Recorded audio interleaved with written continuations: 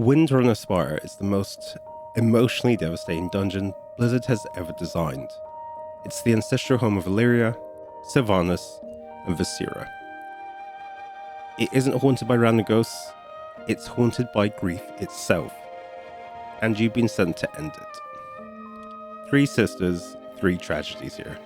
Alleria vanished into the Twisted Nether for 1,000 years. Sylvanas was murdered by Arthas and raised as a banshee. Vereesa lost her mother in the ruins of Faramore. At some point, the sisters tried to reunite at their childhood home, but it went badly. The animosity from the ruin drove the suffering so deep into the stone that it manifested. It's a psychic wound binding restless spirits to the spire, even now. The Windrunners can't fix it themselves, they're too close to it. Too much of the wound is them. So the task falls onto you. Sent to cleanse a place where a family's grief became something monstrous. The first boss, Emberdawn, is almost innocent. A creature that nested in the abandoned gardens looking for somewhere safe to raise her young. She's territorial and definitely not evil. You're the invader here. The spire is so broken, it can't even tell the difference between a threat and her mother protecting her nest. Then we have the derelict duo. Banshee Callus and her abomination Latch are Sylvanas devotees, who've come to the spire searching for any trace of the Dark Lady's essence.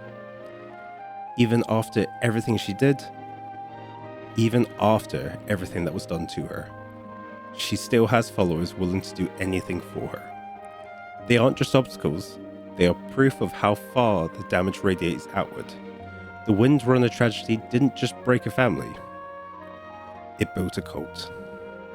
Then we have Commander Korug, who is a spirit from the Second War, the war that killed Alleria's brother Lirith. In her grief, Alleria slaughtered every old Horde soldier she could find. Korug is the echo of that rage. One of the hundreds who died for it. You can't reason with him, you can only put him down.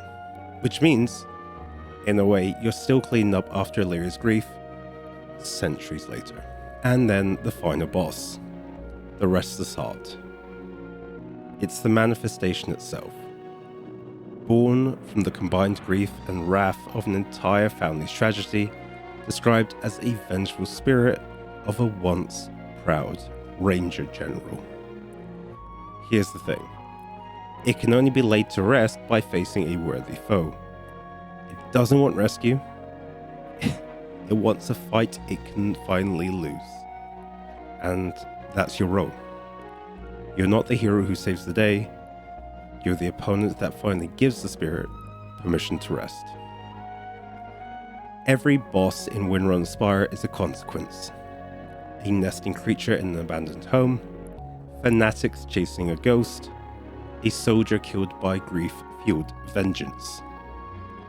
And at its center, a spirit made of nothing but loss. The Windrunners couldn't walk back in there and face this, so you had to do it for them. This dungeon doesn't have a villain, it has a wound, and you're the one to close it. If you want to see more of this content and more history and lore of the dungeons we're diving into at midnight, feel free to subscribe to the channel and we'll see you there. Keep safe and keep dungeoning.